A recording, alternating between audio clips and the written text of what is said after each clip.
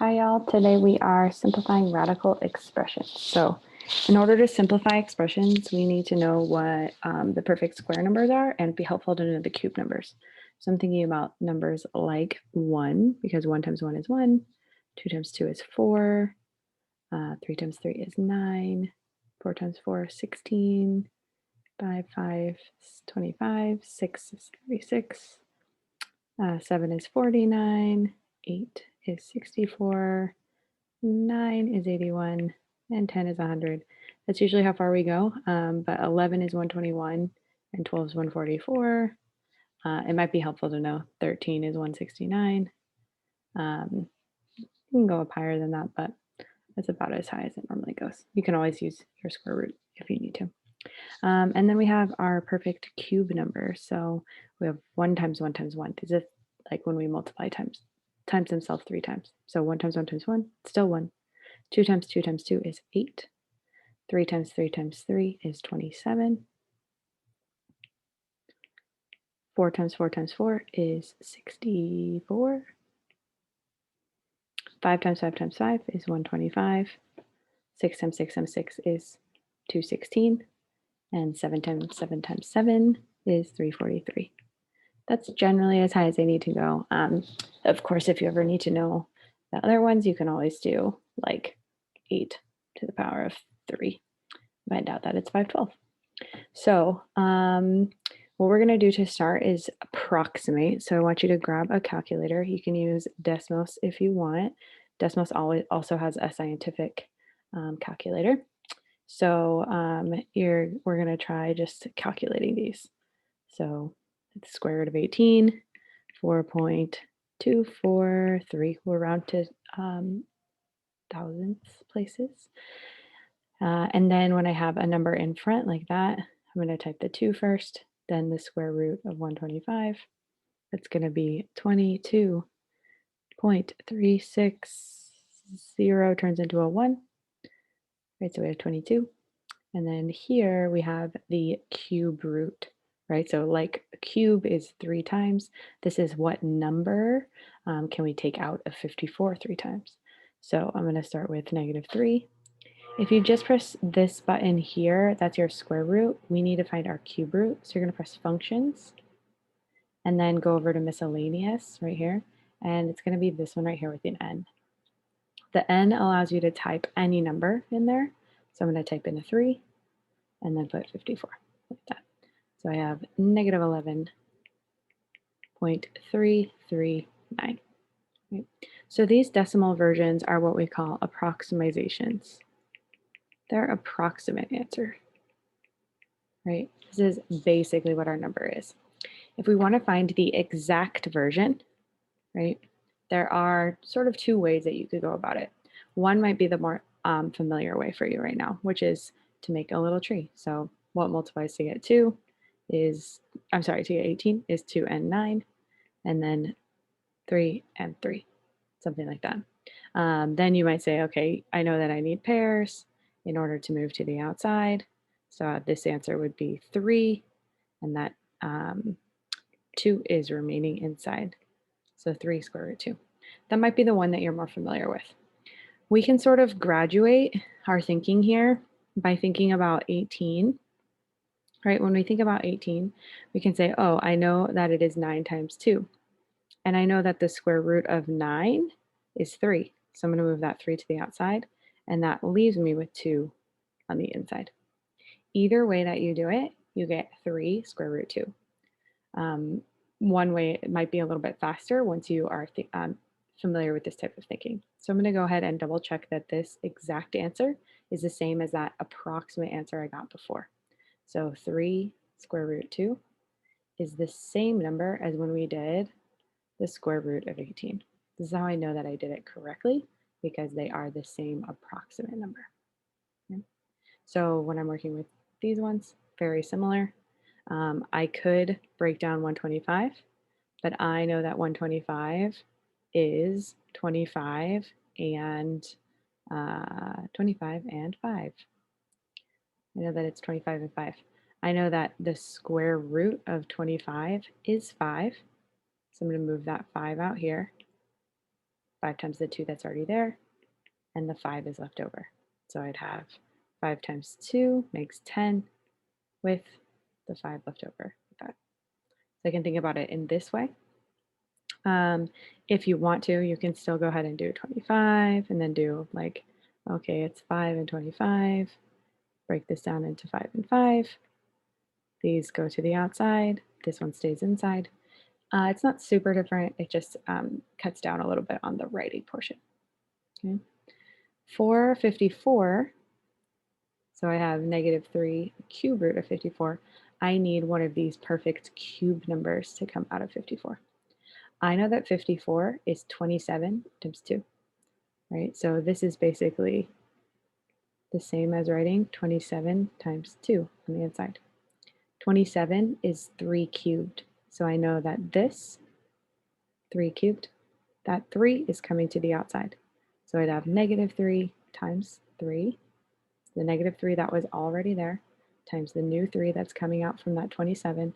It's going to leave 2 on the inside, like so. So I get negative 9 cube root of 2.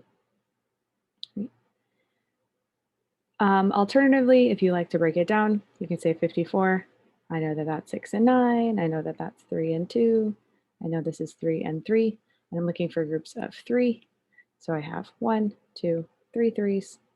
So that 3 is coming to the outside, leaving that 2 inside. It needs to combine with that negative 3. So I get negative 9 cube root of 2. Right. I can double check that this is the same as that by going over here, negative 9 times the cube root of 2. I can see that that approximate number is the same as the approximate number that I got from the unsimplified version. So these, which we have found, are called the exact versions, right? So these with the square roots in our answer, this is the simplified exact version. The decimal is the approximation, right? The approximation. Approximation. Okay. I want you to go ahead and pause the video. There are a few more questions here. I want you to go ahead and try at least 4 of them. Try at least 4 of them. Pause your video, and when you come back, we'll put the answers up so you can check your answers. All right, so these are the answers for each of these questions. Go ahead and check your own work. Ask any questions that you have. All right. So now that we have learned a little bit about simplifying, we're going to talk about adding and subtracting, right? So adding and subtracting, the big idea is the same as combining like terms, right? Combining like terms. If we had 3x minus 5x plus 7x, 3 and 7 make 10, minus 5 would be 5x's, right? The same is true if we had dogs. 3 dogs minus 5 dogs, negative 2 dogs, plus 7 dogs is still 5 dogs. This same logic holds true for radicals. So if we have 3 square root 2 minus 5 square root 2 plus 7 square root 2, we're going to have the exact same situation, 5 square root 2. Notice the outside changes, that's the coefficient changes, and the radicand inside does not change. It stays the same, just like x stays the same, just like dogs stay the same, square root of 2 stays the same. So when we're thinking through this one, this is this same problem. So we have 5 square root 2. If we want to be able to combine these together, we need them to have the same radicand, right? The same radicand here. That's going to be in our, I'm getting ahead of myself though. Let's think about the approximations of these. So I've got 3 square root 2 minus 5 square root 2 plus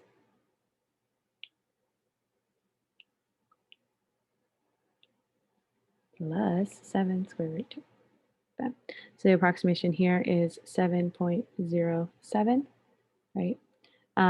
We know that this is the exact answer, and I can write 5 square root 2. I see the exact same number there, right? So I know that the approximation and the exact versions are correct. All right, so if I'm going to go ahead and find the approximate version of this one, I would say square root of 50 plus 3 square root 8. You might notice I have to, if I keep typing in here, it will stay inside of the square root. You have to press this button or you have to click on the outside in order to get out of the square root. Otherwise, if I press the plus sign, we'll just continue my square root. So the approximate version is 15.556. I'm going to go ahead and find the approximate version here.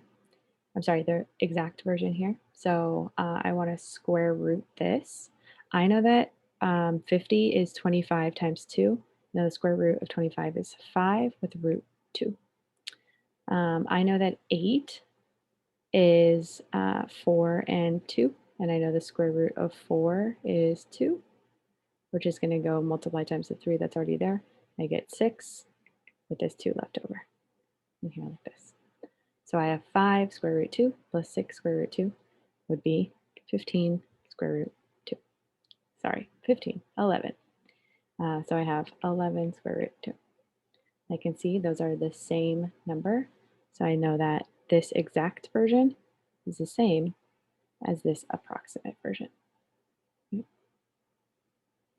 All right, finally I have this section here. We have the approximate version, -3 root 3. That little baby number is called an index. So index 3 plus the cube root of 54. Approximate version is -3.77, but that 9 is going to round up, so this is really an 8, 0 like that. All right. Cube roots are a little bit harder, so I'm looking for a cubed number. So 1 or 8 or 27 or 64 that divides evenly into 16. So I know that 8 does. So this would be the cube root of 8 times 2. The cube root of 8 is 2 because 2 times 2 times 2 makes 8. So now I have -3 from before. The cube root of 8 is the 2. And then I still have the cube root of 2 left over because this 2 comes down here. So thinking about this 2 is here. The cube root of 8 is what turns into that 2 right there. So here I have -6 cube root 2. And then plus, I know 54 from earlier today. I'm thinking through my cube numbers. I know that 54 divides evenly with 27. So I'm going to say, okay, I know that this is the cube root of 27 times 2. The cube root of 27 turns into a 3 or is 3. And that 2 is left over. So it's still the cube root of 2 inside there. As long as the cube root, the index, and the radicand are the same, these are like terms and I can combine them. So I would have -6 plus 3 would be -3 cube root 2. I can, as always, go ahead and check this by typing -3 cube root of 3. I can see that those are the same numbers. Therefore, this is the exact version with this approximation. All right. I have a couple more problems for you to go ahead and practice. I'll pull them up here. Go ahead and pause your screen. Try at least 2 of them. Feel free to try all of them if you would like. And I'll be back with the answers in just a second. All right, here are the answers for these 4 problems. One thing to note for this last problem, once all of the pieces had been simplified, there was a cube root of 2, a cube root of 2, and a cube root of 3. So the cube roots of 2, those can be combined. 2 minus 3 is -1. But since this is the cube root of 3, it cannot be combined. It's not a like term with the cube roots of 2. So it is by itself. So your answer for this one is a binomial, has two parts. Awesome. Let me know if you have any questions and can't wait to see you in class. Thanks, y'all.